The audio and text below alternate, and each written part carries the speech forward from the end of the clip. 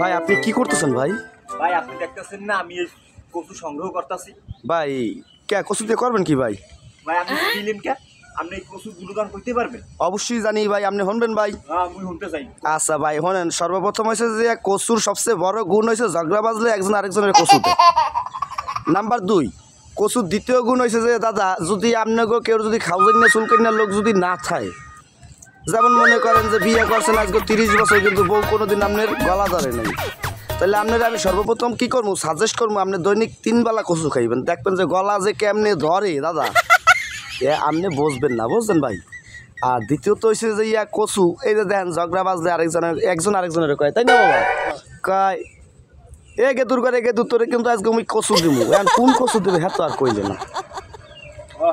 এই এই এই আমরা এত বড় বস্তু তৈরি আমরা এই কচু সংগ্রহ করি এইরকম চুলকায় নাই, কোনো চুলকায় না আমাকে।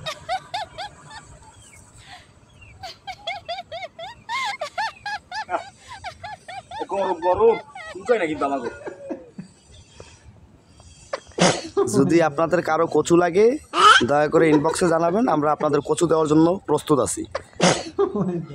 এটা কিন্তু ভাই 1 নম্বর বরিশালের কচু ভাইয়া।